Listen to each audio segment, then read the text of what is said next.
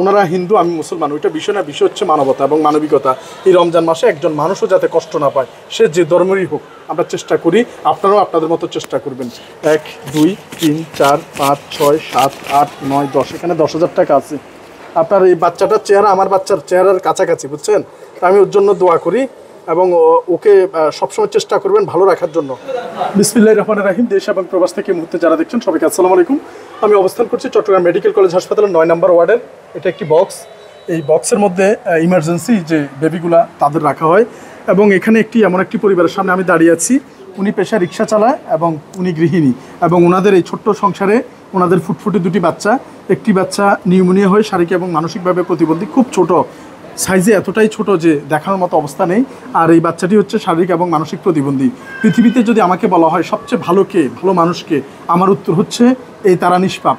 এই নিষ্পাপ শারীরিক এবং মানসিক প্রতিবন্ধী যারা আছে, এদের চেয়ে ভালো পৃথিবীতে আর কেউ হতে পারে না।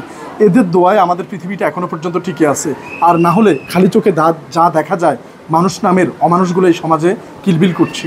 কিন্তু দুর্ভাগ্য এবং আফসোস, এই বাচ্চাদের এই মা বাবা যতদিন থাকে ততদিন পর্যন্তই এই বাচ্চারা পায়খানা, প্রস্রাব, খাওয়া দাওয়া সব কিছু বাবা মার কোলে, এবং 24 ঘন্টা তাদেরকে এভাবে নিয়ে রাখতে হয়। কিন্তু মা বাবা যদি দুনিয়া থেকে চলে যায়, তখন এই বাচ্চার কি হবে সেই উত্তরটা এই পৃথিবীর কারো কাছে জানা নেই।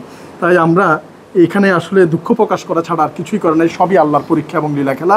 এবং আজকে এসেছি, আমি একটা সহযোগিতা আসছি একজন ব্লাড ক্যান্সার আক্রান্ত এক মহিলার কাজের বুয়া যাদেরকে বলা হয়, সেই মহিলার একমাত্র ছেলে ব্লাড ক্যান্সারে আক্রান্ত, তাকে সহযোগিতা করার জন্য। কিন্তু উনি দূর থেকে দাঁড়িয়েছিল এবং ওনার অসহায়ত্বের কথা প্রকাশ করছে।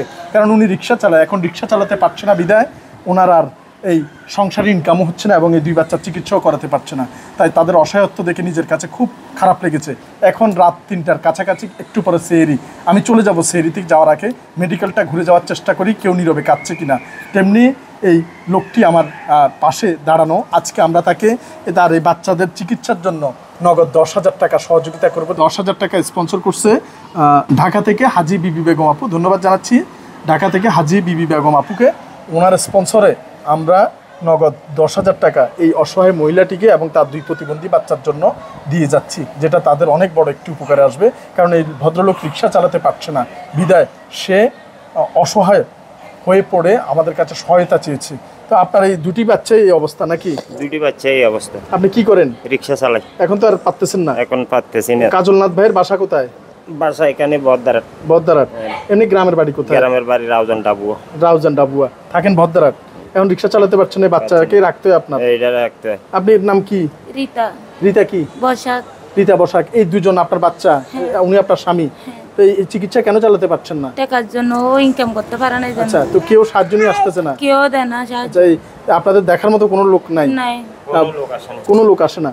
আচ্ছা, অনেকের আত্মীয় স্বজন হাসপাতালে ভর্তি থাকে ফলমূল নিয়ে, কিংবা দেখতে হলেও আসে, কিন্তু ওনাদের দেখার মতো কোনো মানুষ নাই, আসার মতো কোনো মানুষ নেই, এবং ফল নিয়ে আসার মতো কোনো মানুষ নেই। রাত না হলে আমি যদি আগে জানতাম, আমি চেষ্টা করতাম তাদের ফল নিয়ে দেখে যাওয়ার জন্য। ইনশাল্লাহ চেষ্টা করব, সবাই দোয়া করবেন। আমরা এই রমজান মাসে, ওনারা হিন্দু, আমি মুসলমান, ওইটা বিষয় না। বিষয় হচ্ছে মানবতা এবং মানবিকতা। এই রমজান মাসে একজন মানুষও যাতে কষ্ট না পায়, সে যে ধর্মেরই হোক, আমরা চেষ্টা করি। আপনারাও আপনাদের মতো চেষ্টা করবেন। 1 2 3 4 5 6 7 8 9 10, এখানে 10,000 টাকা আছে। আপনার এই বাচ্চাটার চেহারা আমার বাচ্চার চেহারার কাছাকাছি, বুঝছেন? আমি ওর জন্য দোয়া করি এবং ওকে সবসময় চেষ্টা করবেন ভালো রাখার জন্য। আর ওর যদি বড় ধরনের কোনো সমস্যা হয়, আমার মোবাইল নাম্বারটা দিয়ে যাব, চেষ্টা করবেন ফোন করার জন্য। আমার যদি সাধ্য থাকে আমি চেষ্টা করব পাশে দাঁড়ানোর জন্য। তো আপনার সৃষ্টিকর্তাকে শুকরিয়া আদায় করবেন। হ্যাঁ, ঠিক আছে, যারা দিয়েছে ওনাদের জন্য আশীর্বাদ করবেন। আচ্ছা, তো ছোট্ট বাচ্চাটি আমরা দেখতে পাচ্ছি এখানে আছে, আর এই অসহায় বাচ্চাটি এখানে পড়ে আছে। তো তাদের জন্য সবাই দোয়া আশীর্বাদ করবেন, এই অসহায় পরিবারটি যাতে বাচ্চাগুলোকে নিয়ে কিছুটা ভালো থাকতে পারে। আর এর বেশি কিছু আসলে বলার আমার সাধ্য নেই। এই মধ্যরাতে বিদায় নিচ্ছি চট্টগ্রাম মেডিকেল কলেজ হাসপাতালের 9 নম্বর ওয়ার্ডের স্পেশাল বক্সগুলো থেকে। এই বাচ্চাগুলোর উপর সৃষ্টিকর্তার অশেষ রহমত এবং মেহেরবানি যাতে সবসময় বর্ষিত হয়। ধন্যবাদ সবাইকে। চট্টগ্রাম মেডিকেল কলেজ হাসপাতালের 9 নম্বর ওয়ার্ড থেকে আসসালামু আলাইকুম রহমতুল্লাহ বারাকাতুহু।